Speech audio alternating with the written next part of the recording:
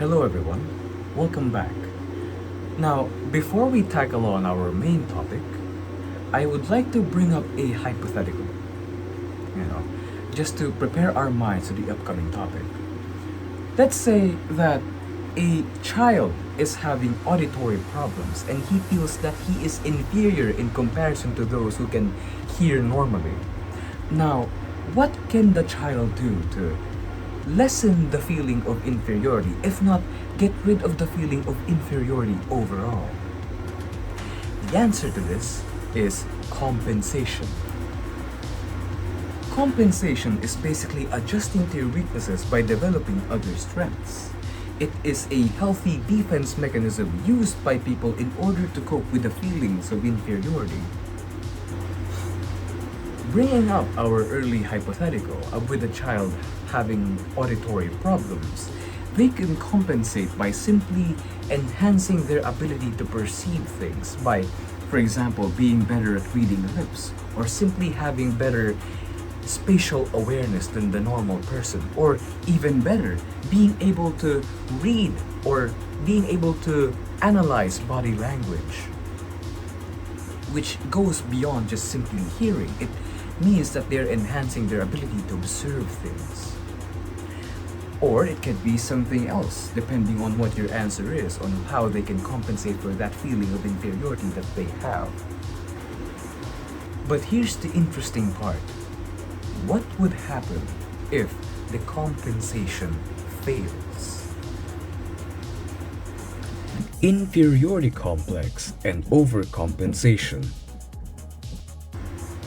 Inferiority complex is having the feeling that, or having the thought that everyone is better than you are, making you feel even more inferior than before, resulting or often resulting on overcompensation. Overcompensation is focusing on a weakness until it becomes an exaggerated strength. For example, is a public speaker. If someone who is public speaking feels as if they are more inferior than those who presented before them, they may speak loudly, grandiose, and use fancy words to gather people's attention. Or, for example, someone who feels inferior in the sense of their financial status. So instead of making themselves or acknowledging that they are indeed poor, no, they buy a luxurious car to show everyone that, hey, I am not poor, I am quite rich, look at this car that I've bought. Or in my case, lathering this video with editing and putting an oddly satisfying video in the background just to keep you entertained. I hope it's working. Alfred Adler, influenced by his medical practice, referred to organ inferiority as the source of felt minus. Now, felt minus basically describes the universal experience inferiority feelings of incompleteness, of being below, of being in a position of less than the others, or less than what life requires for you to function. Adler believed that everyone who is born is blessed with a certain organ inferiority that drives or evokes a certain feeling of inferiority that drives a person towards perfection or completion. That is basically compensation, or compensating for that feeling of inferiority. Because compensation is not bad. It basically means to compensate means that you are motivated to perfect yourself, to improve yourself, to better yourself. Organ dialect and what it means. Alfred used the term organ dialect, organ jargon, or organ language interchangeably to basically refer to one thing, and that is somatic signs or expressions that reveal or expresses an individual's attitude or opinions towards something. The jargon or statement made by the organ is often unique, and its selection of words is idiosyncratic, which means that it is often peculiar to the individual or exclusive to you.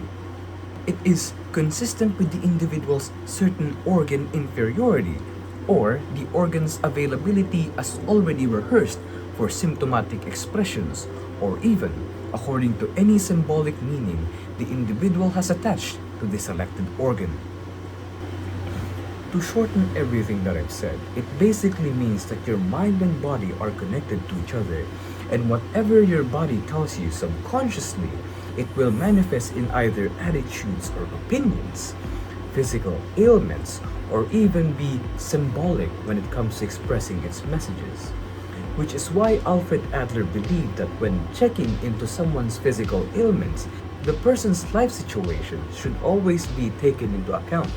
Their goals, their psychosocial state, or even what they feel or what they had been feeling for a very long while. Let's get into some examples.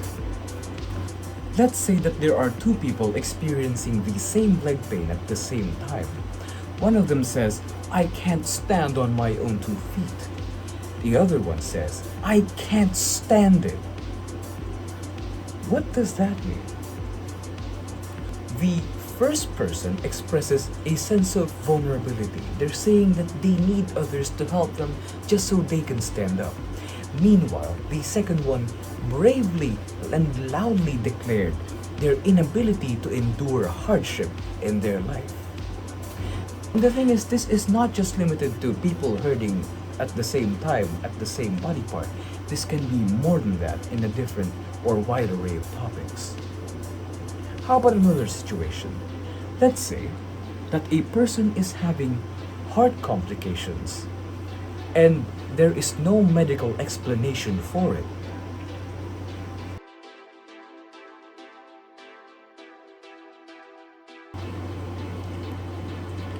Moving on to another topic, and another source of united personality is the synchrony between the conscious and unconscious. Now, the thing about the conscious and unconscious is they are not opposite, but instead they work together to achieve a single goal. But what is the conscious and unconscious? To define them simply, the part of our goal that we do not clearly understood is the unconscious, and the part of our goal that we fail to fully comprehend is the conscious. As soon as we fully get the unconscious, it turns into conscious. Whenever we fail to understand the conscious, it becomes the unconscious. And that ends my discussion today. Thank you for listening, and thank you for tuning in. Until the next time that we meet.